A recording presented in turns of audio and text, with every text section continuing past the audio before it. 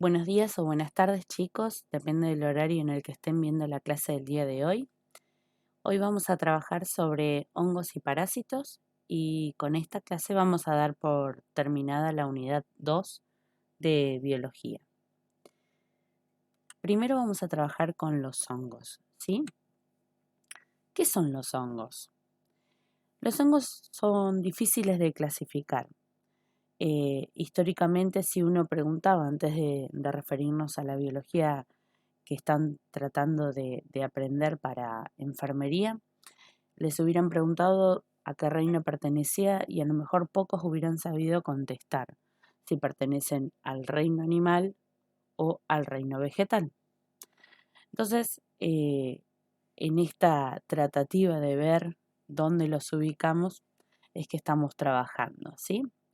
Constituyen un grupo de organismos eucariotas. Fíjense que trabajamos en la unidad anterior sobre la diferencia entre células eucariotas y células procariotas. Bueno, estas pertenecen al grupo de células eucariotas, ¿sí? Entre las que se encuentran tres tipos de clasificación de hongos con los que vamos a trabajar, que son los mohos, las levaduras y las setas, ¿sí? Las levaduras son los unicelulares y los más sencillos, pero también así más difíciles de erradicar, ¿sí? Y las setas son las que vemos por este lado, que algunas de estas son comestibles. En realidad, todas en alguna medida son hepatotóxicas, algunas en mayor medida y otras en menor medida, que son tolerables como para ser ingeridas, como son el caso de los champiñones que comúnmente son consumidos y que vienen en lata, ¿sí? O también ahora se están viendo en las verdulerías. Entonces decíamos que estos tipos de organismos se clasifican en un reino distinto al de las plantas, animales y bacterias y obviamente virus. Y esto se debe en gran parte, a que poseen paredes celulares compuestas de quitina, ¿sí? Y debido a que algunos crecen o actúan como si fueran parásitos. Quiere decir que dependen de otras especies para poder cumplir con sus funciones vitales. ¿Cómo se alimentan los hongos? Se alimentan mediante la secreción de enzimas, ¿sí?, extracelulares, eh, y que digieren los compuestos orgánicos complejos, como los polisacáridos y las proteínas. Esta imagen que vemos acá, estos son los platos de Petri que yo les había hablado anteriormente en el caso de las bacterias, y acá pueden ver una gran variedad, ¿sí?, de proliferación de hongos de diferentes especies, ¿sí? Muchos de ellos afectan a nuestro organismo y otros no. Así que vamos a irlos trabajando, ¿sí?, a medida que vamos desarrollando la clase del día de hoy. ¿Qué pasa con esto de la reproducción? Los órganos se reproducen sobre todo por medio de esporas, ¿sí?, las cuales se dispersan en estado latente, ¿sí?, en estado eh, no infectante, también en el caso de que sea en el organismo de la persona, ¿sí? Estas también así pueden ingresar al organismo a través de esporas, pueden ser aspiradas incluso, pero bueno, lo vamos a ir viendo más adelante, ¿sí? Y este estado latente de la espora va a verse interrumpido solamente cuando haya las condiciones propicias, ¿sí?, para poder desarrollarse y continuar su germinación. Cuando la espora germina, ¿no?, va surgiendo una primera etapa que se llama hifa, ¿sí?, y por cuyas extensiones y ramificaciones va construyendo, ¿sí?, un micelio, que es la siguiente etapa reproductiva, evolutiva de esta espora que estaba latente antes. Entonces, las esporas de los hongos se reproducen, ¿sí? En esporangios, y ya sea asexualmente la reproducción como el resultado de un proceso de reproducción sexual. Entonces, por lo tanto, para clarificar, nos quedaría que los hongos en estado de espora van a estar latentes y es cuando se reproducen, y este puede ser reproducción sexual o asexual. Cuando estos organismos, cuando estos hongos afectan al humano, ¿sí? Vamos a decir que esta afección la denominamos como micosis, o sea que micosis sería la enfermedad causada por hongos, ¿sí? Acá vemos en la imagen diferentes tipos y los vamos a ir clasificando según la ubicación y la profundidad en la que penetren dentro del organismo, ¿sí?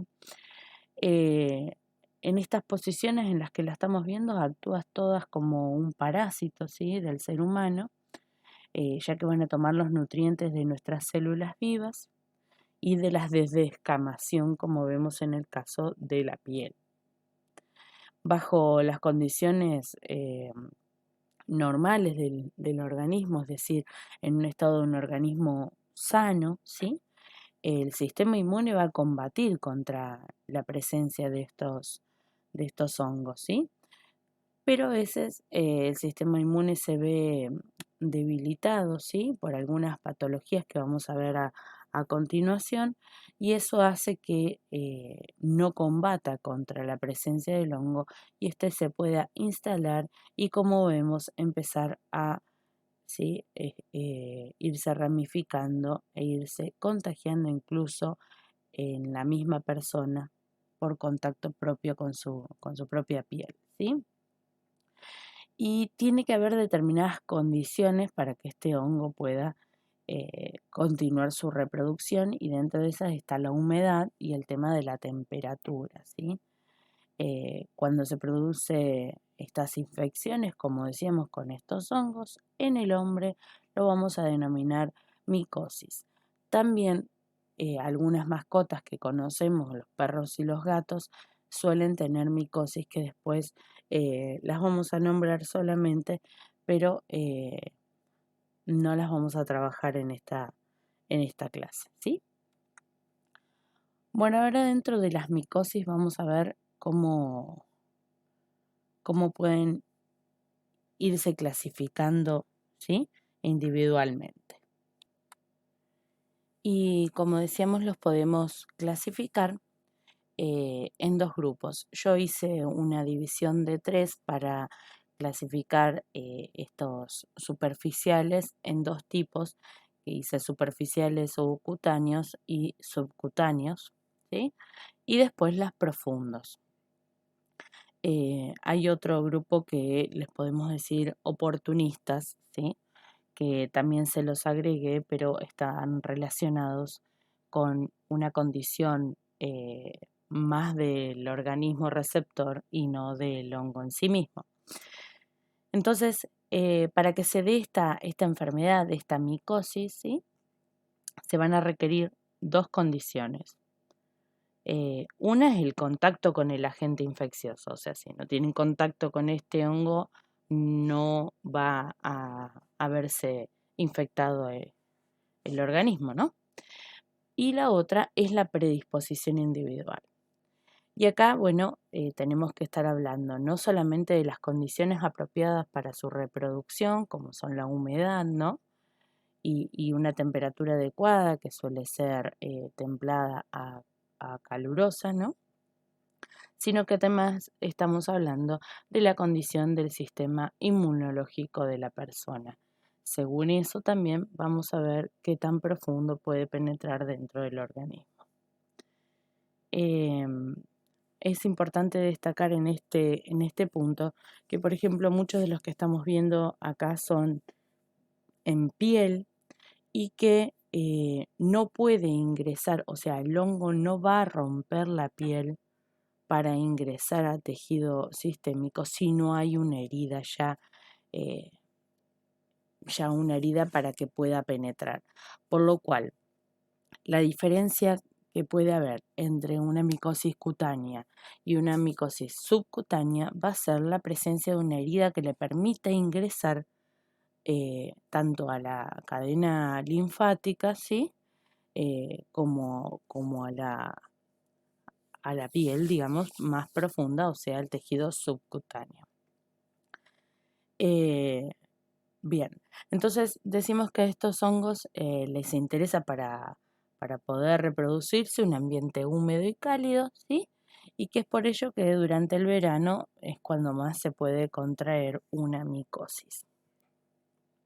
Es muy común, acá vemos en lo llamamos pie de atleta, que es una de las micosis superficiales o cutáneas, que es muy común que se contagien en los clubes por la presencia de humedad permanente, ¿sí? Obviamente la presencia del organismo, haber tenido contacto con este agente infeccioso, suele darse mucho en los clubes donde la gente anda descalza, la presencia del hongo convive con uno y uno al no secarse adecuadamente eh, interdigitalmente los pies es cuando puede instalarse, ¿sí? Esta micosis. Bien, vamos a hablar entonces primero de las micosis cutáneas o superficiales. Acá en la imagen puse una variedad de este tipo de micosis, hay muchas más, pero es como para que vayan teniendo idea primero de cuáles son los lugares que afectan cuando decimos micosis cutáneas o superficiales, ¿sí? En esta imagen, en este cuadro, van a encontrar ustedes el grupo de las tiñas, ¿sí? Que son muy comunes, así como lo encuentran en este cuadro que va a decir en qué zonas afectan y cuál es la presencia, el tipo de características de presencia, es como lo van a encontrar en la bibliografía que se les seleccionó para esta segunda unidad, ¿sí? Puede producirse en el cuero cabelludo, ¿sí? Provocando estas áreas sin cabello, ¿no? Con estas costras en los bordes que son característicos.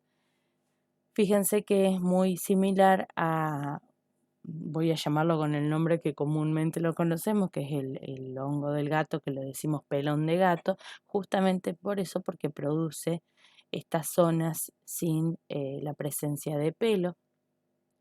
Ese hongo también es contagioso al ser humano, primero por predisposición individual, ¿sí?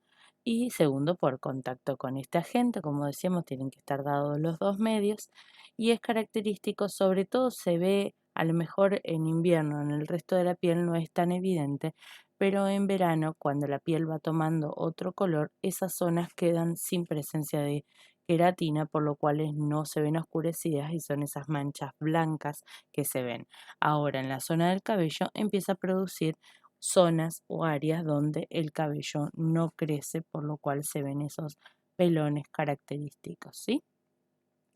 Dentro de los hongos que afectan la piel, hay un grupo muy importante que lo constituye los denominados dermatofitos, ¿sí? Y como les hablaba en el anterior y se ve acá claramente, dentro de esos se va a encontrar el pie de atleta, ¿sí? Cuando la afección es en las uñas, nosotros lo llamamos onicomicosis. Es un término que después cuando vayan a hacer las prácticas lo van a escuchar bastante seguido, así que tienen que apreciar la presencia de esta onicomicosis tanto en los pies como en las manos y registrarlo como parte de las observaciones de enfermería. También la presencia de los otros hongos, pero este en particular ya le tenemos el nombre adoptado y es permanente la utilización de ese vocablo, ¿sí? Dentro de las micosis subcutáneas vamos a ir viendo que empieza a verse comprometido ya el tejido subcutáneo, pero como decíamos, los hongos, o sea, las micosis, no son capaces de ingresar al organismo humano si la piel está sana, ¿sí? la inserción de este va a ser a través de alguna herida por la que puedan ir ingresando, ¿sí? Entonces se implanta en el tejido subcutáneo por debajo de la piel, ¿sí? A través de una pequeña herida o una escoliación o un traumatismo, ¿sí? Y, y entonces ahí es cuando penetra. Dentro de estas micosis subcutáneas tenemos una división en dos, ¿sí? Que están los esporotricosis, ¿sí? Y las micetonas. Eh, Fíjense cómo en la característica principal es que generalmente después de que ingresó por alguna ruptura de la piel, por manipular algún material vegetal como las rosas, las zarzas, ¿sí? O tierra que está abonada, es donde se encuentra, ¿sí? Va a ingresar por esta herida y va a tomar los canales linfáticos. Entonces, cuando toma los canales linfáticos, sigue en una línea, ¿sí? Que es donde van a encontrar los canales linfáticos y va a ir dejando estas protuberancias donde se ve el desarrollo, ¿sí? Del hongo, ¿sí? Por dentro del canal linfático, con la presencia de úlceras, ¿sí? En la piel, y es muy común encontrarlo en brazos y en piernas por el contacto eh, que necesita a través de esta herida que mencionábamos antes, ¿sí? Y en el caso de las micetomas, es muy común en lugares donde la población no es carente de calzado, ¿sí? No utiliza calzado. Entonces, a través de alguna herida que ingresa eh, por los pies, ¿no? Y se va a ir deformando, ¿sí? La piel por el desarrollo de esta omicomicosis, de esta micosis, si no es tratada, se va a ir deformando, incluso llegando al impedimento de la deambulación, ¿sí? Va produciendo la deformación del miembro y este no va a poder pisar debido a su gran deformidad. Hay muchos programas o documentales actualmente de, de Médicos Sin Fronteras que se dirigen a zonas de África y en algunas de India, donde van haciendo las curaciones de estos miembros. Son bastante impresionantes porque van teniendo que sacar varias capas de piel hasta llegar a una piel sangrante. Quiere decir que es piel sana sin la infección, sin esta micosis, y van curando al paciente. Lo que es importante también tener en cuenta que no solamente va a bastar con eso, sino que si no cambiamos el hábito del caminar descalzo, que en el caso de las personas eh, con estas características de pobreza, por ahí depende más de alguna ayuda monetaria o solidaria de calzado, porque si no, al volver a caminar descalzos, el microorganismo, perdón, el hongo vuelve a ingresar por heridas que comúnmente se hacen por esta exposición, ¿sí? Eh, por eso vemos que la mayor incidencia se da entre hombres de 20 a 40 años por las zonas en las que estas personas se ven expuestas, ¿sí? Al salir a trabajar en zonas más rurales. Ahora ya con las micosis profundas, ¿sí? Vamos a ver que los órganos afectados van a ser los pulmones, ¿sí? El vaso e incluso el cerebro. Pueden invadir también alguna otra vía aérea un poco más superior, donde lo podemos observar desde la lengua hacia la garganta, ¿sí? Pero las más comunes es las afecciones pulmonares, ¿sí? Fíjense que cuando vamos a hablar de micosis, que estamos hablando de la enfermedad producida por un hongo, Por ejemplo, vamos a dar el ejemplo acá de la criptococosis. La terminación criptococosis me está hablando de que este es el nombre de la enfermedad producida o generada por el Cryptococcus, en este caso, ¿sí? Neoformans. Fíjense que se deriva, el nombre de la enfermedad deriva del organismo, ¿sí? Pero la terminación cosis me va a decir que esta palabra nueva que estamos aprendiendo, que es la criptococosis, es el nombre de la enfermedad producida por este organismo. Fíjense que acá nos va a pasar lo mismo. La histoplasmosis, ¿sí?, va a ser producida por otro microorganismo, que es el histoplasma capsulatum, ¿sí? Entonces, no pretendo que se sepan en el caso de estas afecciones el nombre completo del hongo, ¿sí? Pero sí es importante que entiendan que no es lo mismo hablar del nombre de la enfermedad que hablar del nombre del organismo infectante, ¿sí? Eso para que tengan esta aclaración quería hacerles para que vayan teniendo idea, ¿sí?, de que las terminaciones nos van determinando si estamos hablando del organismo o estamos hablando de la enfermedad en sí misma, ¿sí? Bien, entonces vamos a hablar de la criptococosis, ¿sí?, que es una enfermedad oportunista, que ahora vamos a ver definir bien qué es, generada por el Cryptococcus, ¿sí? Este hongo se encuentra presente en la tierra.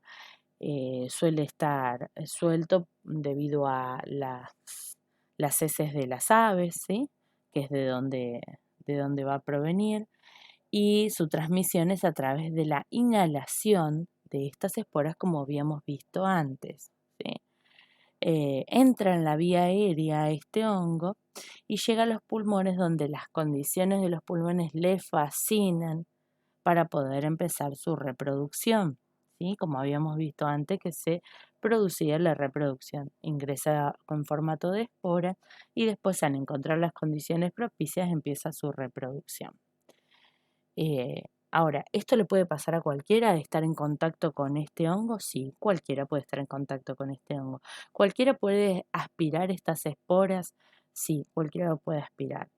El hecho es que una persona con un organismo fortalecido o en estado normal no suele generar la infección por este hongo.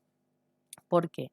Porque para eso está el sistema inmune, que se va a ocupar, ¿sí?, de atacar este organismo nuevo, encapsularlo e irlo eliminando a través del sistema linfático. Entonces, tienen que tener en cuenta, ¿sí?, de qué manera nosotros podemos estar hablando de la aparición de este tipo de enfermedades.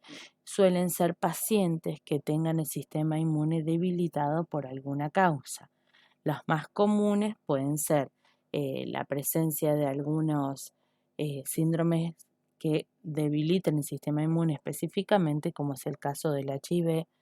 Acuérdense que es el virus de inmunodeficiencia, justamente inmunodeficiencia es la clave que me está dando a mí de que no tienen sistema inmune, por lo cual este tipo de infecciones se pueden producir.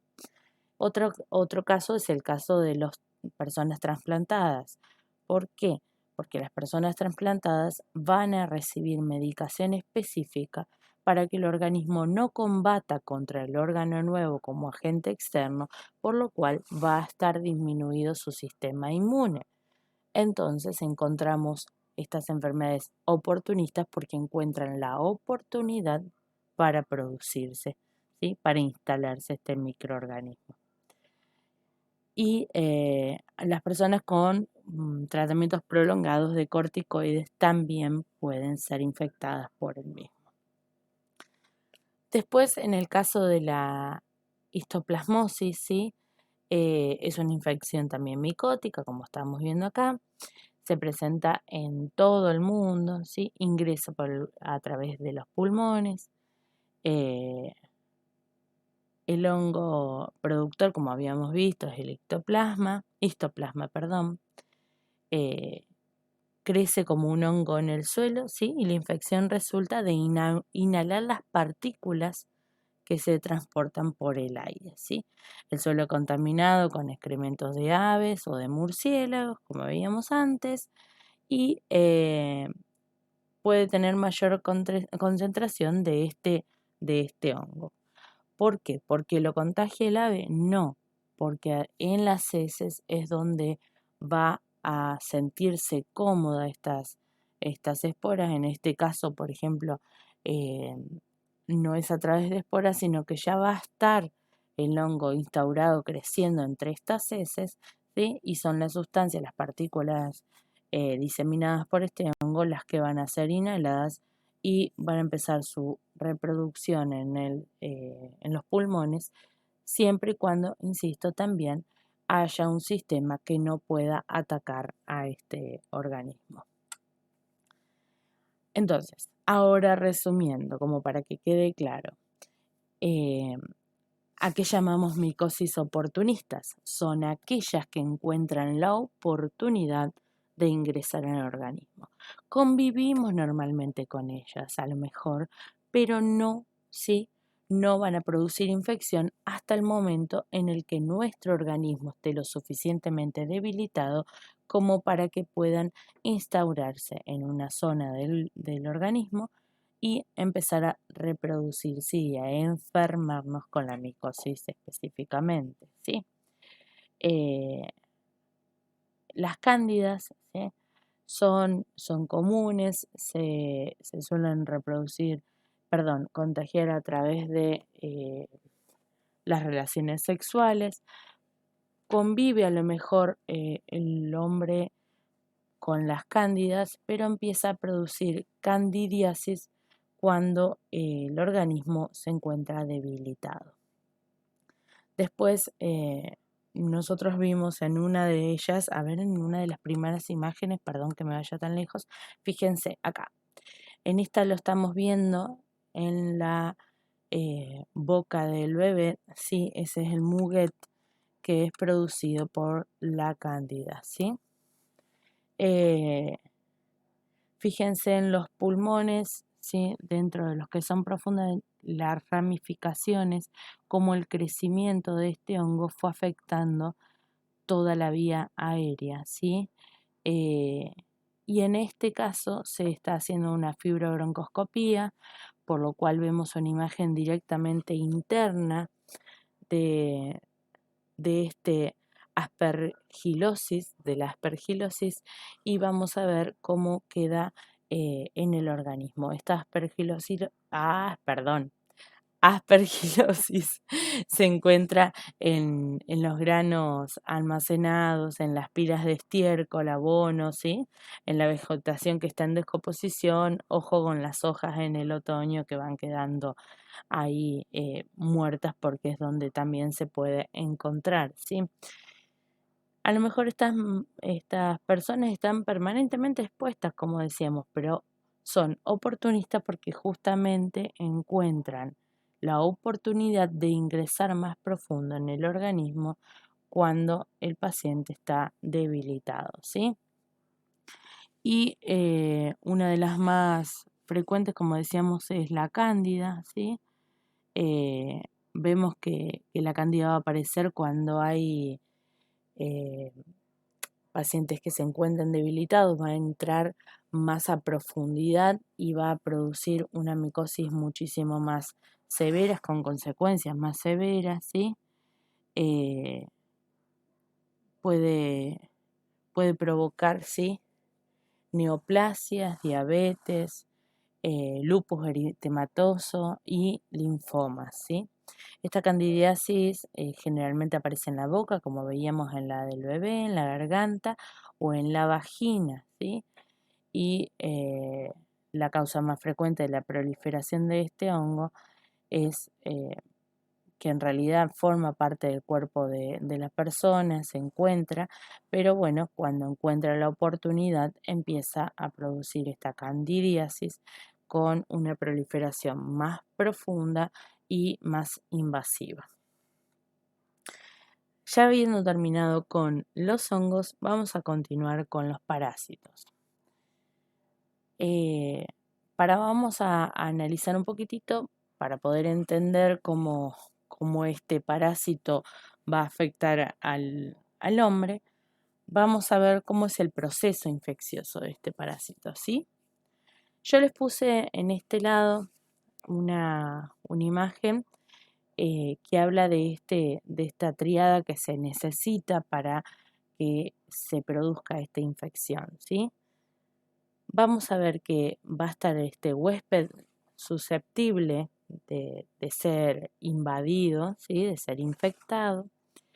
Va a estar el medio ambiente, ¿sí? Y vamos a tener a este agente infeccioso, ¿sí? Cuando estos tres sucesos se dan, se va a producir la enfermedad. Pero acá nos están faltando, a veces tenemos la presencia de un vector, ¿sí? Que actúa entre estas dos o entre estos tres aspectos, ¿sí? Entre estos tres puntos, que sería cuando el organismo es transportado e ingresado incluso al organismo de la persona a través de un vector, ¿sí? Entonces, el vector, que generalmente son artrópodos, terminan siendo portadores de alguna enfermedad y a través de ella el paciente se enferma, ¿sí? Entonces vamos a ver, ¿dónde encontramos a estos agentes infecciosos? En el agua, en los suelos contaminados, en los alimentos contaminados o a través de las picaduras de los insectos, como veíamos, ¿sí? Eh, Insectos hematófagos, porque acuérdense que tiene que picar y penetrar en sangre en ese caso, o por contacto con animales domésticos o silvestres, pero generalmente con la materia fecal de estos animales, ¿sí? O por contacto con otras personas, que seríamos otros animales que también están infectadas por estos parásitos, ¿sí?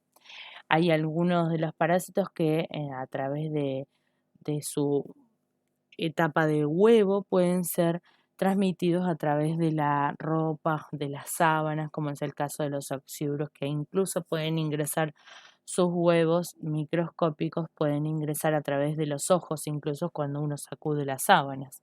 Por eso nosotros en enfermería tomamos muy en cuenta cómo recoger las sábanas sucias, no solamente por este microorganismo en particular, sino que para que tengan en cuenta por cualquier otro microorganismo que podemos estar liberando al sacudir, ¿sí? Las sábanas utilizadas.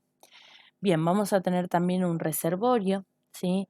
Se considera un reservorio al hombre mismo, en sí mismo, antes de contagiar a otros, a los animales, a las plantas, ¿sí? O algunas materias inanimadas, ¿sí? Estas son capaces de retener, o sea, de contener a estos parásitos y permitirle a estos que vivan o que se multipliquen incluso algunos de ellos sin ser, ¿sí? Fuente de infección. O sea, puedo yo ser reservorio de determinado parásito, ¿sí? Sin estar enfermo por el parásito en sí mismo. Después tenemos a los vectores, como les había nombrado antes, que son artrópodos o animales, ¿sí? Que van a poder transmitir este parásito al huésped, ¿sí? Y la vía de entrada del huésped, la más frecuente es la digestiva, ¿sí? Pero también puede ser a través de la vía respiratoria, cutánea o por mucosas, como les nombraba recién en el caso del oxiuro, ¿sí? O por contacto sexual. También hay un importante contagio por vía transplacentaria, ¿sí? Y por la picadura del artrópodo vector, ¿sí? Como el mosquito, por ejemplo, al chupar la sangre. No es el único, ya vamos a ver cuáles otros artrópodos tenemos. Entonces vamos a hacer una gran clasificación de parásitos como para poder ubicarnos en cómo ordenarnos. vamos a ver la clasificación, vamos a hacerla en 3, ¿sí? Después vamos a ver qué pasa con estos artrópodos, porque la mayoría de estos, si bien son parásitos ectópicos, ¿sí? Lo que más nos preocupa son las enfermedades que pueden estar transmitiendo los mismos. Bien, entonces tenemos los protozoos, los metazoos, ¿sí? U organismos pluricelulares y los artrópodos. Dentro de los protozoos tenemos las amebas, los flagelados o flagelos, ¿sí? Los ciliados y los coccidios. ¿Por qué tiene estos nombres? Porque justamente va a tener que ver más que nada con, no tanto con la forma, ¿sí? Sino con la capacidad de desplazarse. Dentro de los metazoos tenemos a los helmintos. Helminto es sinónimo de gusano. Entonces, dentro de los helmintos vamos a tener los plantelmintos, ¿sí? Y los nematodos. Dentro de los platelmintos vamos a tener los trematodos y los cestodos, ¿sí? Y por último, los artrópodos, que los artrópodos tenemos los insectos y los arácnidos. Ahora vamos a ver un poquitito de, a grandes rasgos, los protozoos, ¿sí? Los protozoos son organismos eucariotos, quiere decir, ¿se acuerdan la diferencia entre procariotas y eucariotas? Bueno, que tienen su membrana nuclear, un núcleo verdadero, de ahí viene eucariotas, ¿sí? Pueden ser unicelulares, ¿sí? Y que se distinguen en dos formas, ¿sí? Fíjense que en esta imagen, ¿sí? Vamos a encontrar la clasificación de estos tropozoos y una imagen representativa. No es la única, sino es una, ¿sí? De los parásitos que se encuentran dentro de las clasificaciones. Generalmente ponemos el más común. Fíjense que dentro de los ciliados tenemos a los paramecios, dentro de los flagelados tenemos al trypanosoma, que el Trypanosoma crucis es, eh, es el agente infeccioso que va a causar qué enfermedad conocida es el Chagas. Y yo quiero que me hagan una averiguación y acá voy a hacer un parate para que hagan un pequeñísimo trabajo investigativo y me digan qué famoso científico se contagió en Argentina de Chagas y de hecho murió de eso. Después tenemos a los risópodos. Estaba pensando en la comida del mediodía, risotto. No, risópodos, ¿sí? Y dentro de esos tenemos a las amebas. Y después tenemos a los esporozoos y tenemos a los plasmodium, ¿sí?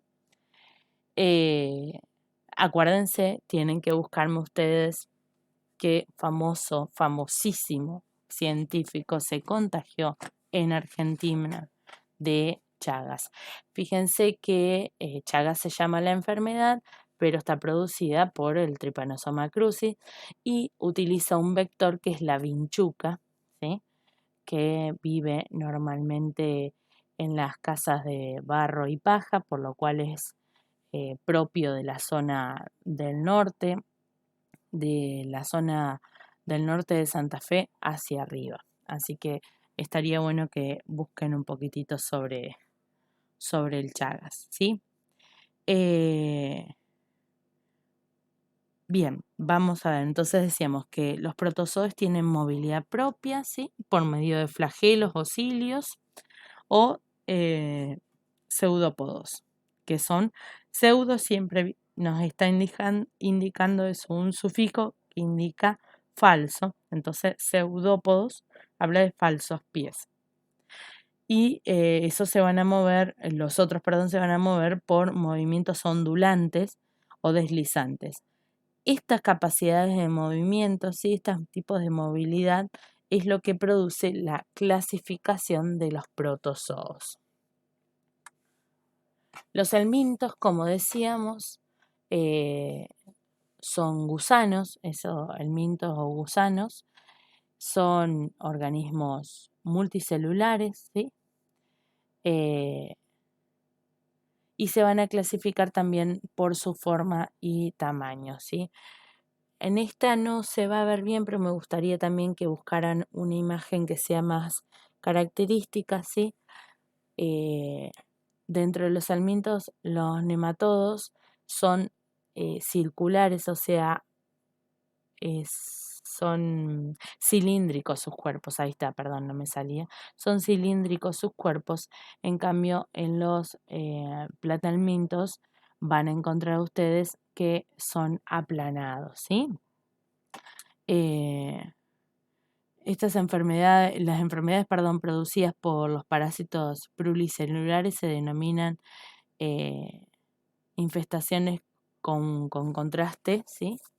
Muchas de ellas los van a encontrar en el sistema digestivo, aunque algunos por el tipo de movilidad tan amplia que tienen pueden ser que se instalen, que a través del sistema circulatorio se instalen en zonas más diversas, como por ejemplo en los ojos, que se puede ver, la persona empieza a ver nublado, después ve la presencia como de eh, no sé si laminita sería la palabra, o hilos que estuviera molestándole a la visión y se pueden observar con luz apagada y una luz directa sobre el ojo, se pueden observar la presencia de estos parásitos, ¿sí? Uno muy común que suelen tener los niños, eh, como les decía antes, son los oxiurus, que produce ese trinar de los dientes en la noche, una picazón obviamente en la zona del ano, ya que es un parásito que habitualmente está en el sistema digestivo y que va a provocar picazón, como decíamos, en la zona del ano, porque este parásito cuando es adulto sale a buscar la posibilidad de poner sus huevos fuera del recto y ahí es cuando produce esta picazón, ¿sí? Es muy común y es altamente contagiosa, ¿sí? Ya que los huevos son microscópicos y como decimos, el gusano sale a ubicarlo fuera del tracto digestivo y ahí en ese formato de huevos cuando se disemina a través de las sábanas, de las manos donde se estuvo rascando dormido a otras personas. Entonces es altamente contagioso. Lo que se recomienda en estos casos es que si uno de los familiares, perdón, si uno de los integrantes de la familia tiene o padece alguno de estos parásitos, es muy común que se realice tratamiento para toda la familia, ¿sí? Para cortar con eh, la proliferación del mismo, ¿sí?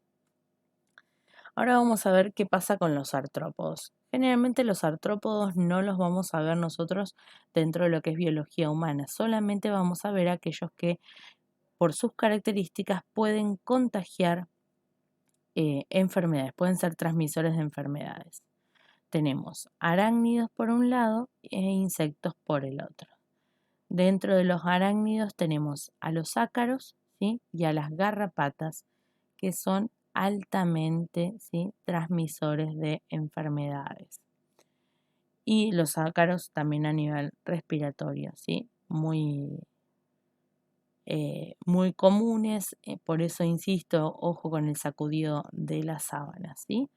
Es importante para las personas que sean asmáticas, o sea que van a tener alguna afección respiratoria y que no van a poder ser tan fácil para ellos combatir estos microorganismos, es muy importante planchar, ¿sí?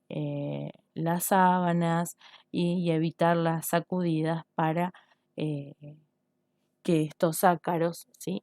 No viajen hasta sus vías respiratorias.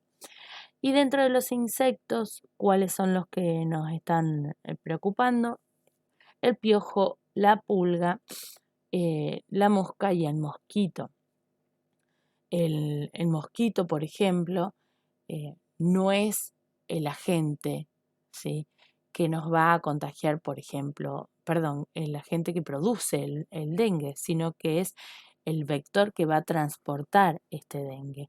Y las moscas, que son las principales reinas de la contaminación, ya que se posicionan en la materia fecal y después se posan sobre la comida, y a través de sus patas es donde transportan otros microorganismos que pueden ser infecciosos para las personas, ¿sí? Entonces, en ese caso, la vía de ingreso va a terminar siendo la digestiva. Fíjense que acá en el valle tienen la costumbre de eh, largar estas bolsas con moscas que no se reproducen para evitar la reproducción de la mosca de la fruta. Entonces, la mosca de la fruta se le da lo mismo la procedencia de esta mosca y que sea que no se reproduzca, entonces se reproduce con ella, cumpliendo su función, y esta mosca no puede, que es infértil, no va a poder poner huevos, por lo cual estarían protegiendo, entre comillas, o evitando la proliferación de la mosca de la fruta. Pero el mayor problema es que siguen siendo moscas, por los cuales cuando tiran estas bolsas y caen en zonas urbanas, tenemos los mismos inconvenientes. Tenemos moscas que están en los patios sobre la materia fecal de nuestros animales, y nosotros insistimos con el lavado de manos en los niños después de haber estado afuera antes de ingerir los alimentos, para evitar justamente las infecciones a través del tracto digestivo, y viene la mosca y hace todo el trabajo muchísimo más eh, fácil, ¿sí?, de que nos contagiemos ampliamente con la materia fecal que está contaminada con algún microorganismo, como veíamos en las clases anteriores, ¿sí? Así que hay que tener mucho cuidado con esto.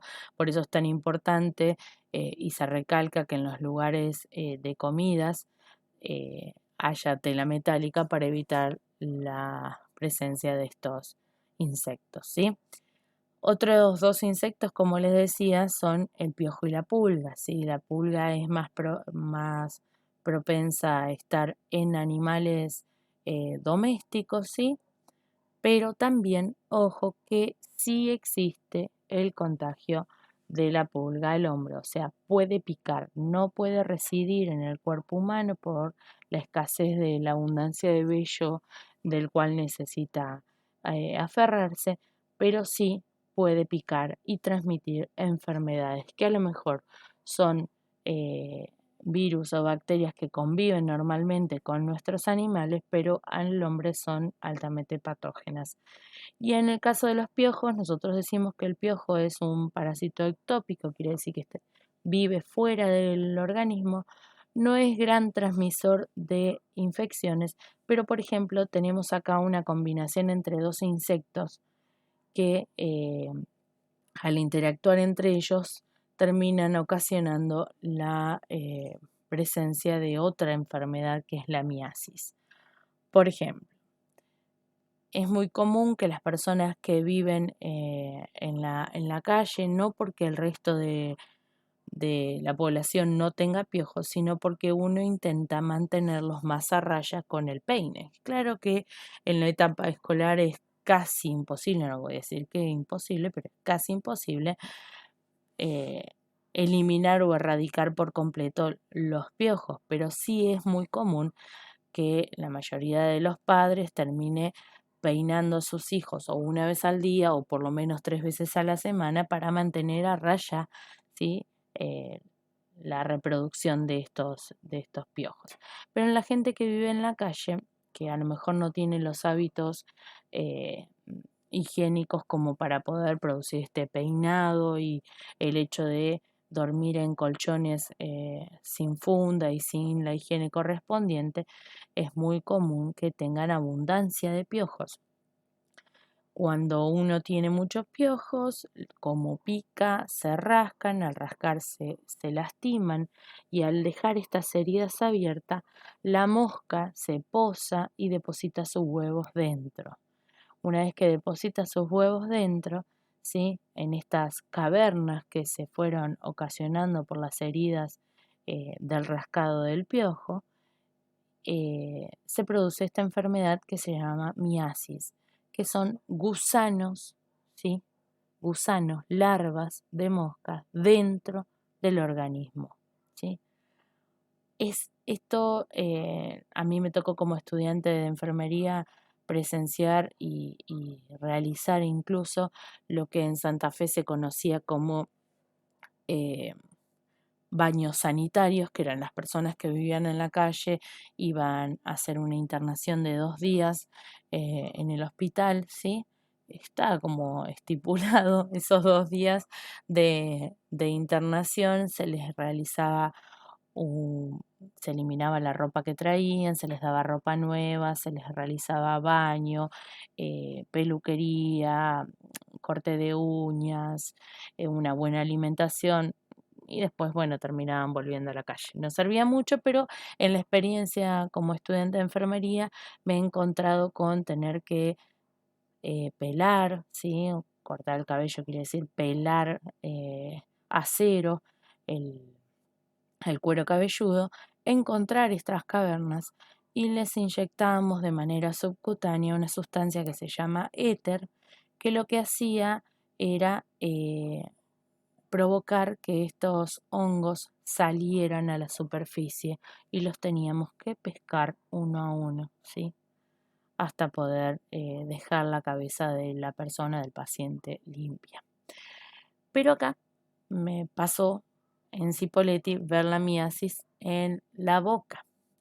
¿Y cómo pasa esto?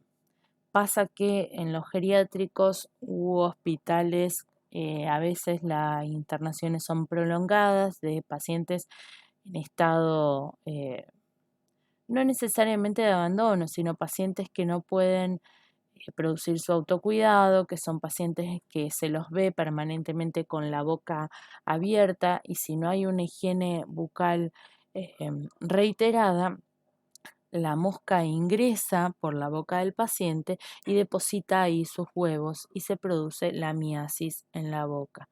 ¿Sí? Sí, algún día les va a tocar y es una experiencia bastante frustrante. La sensación es frustrante más que desagradable.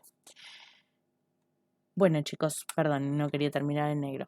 Espero que les haya servido la clase del día de hoy. Nos sacamos todas las dudas por WhatsApp o por plataforma y estoy a su disposición. Nos estamos viendo.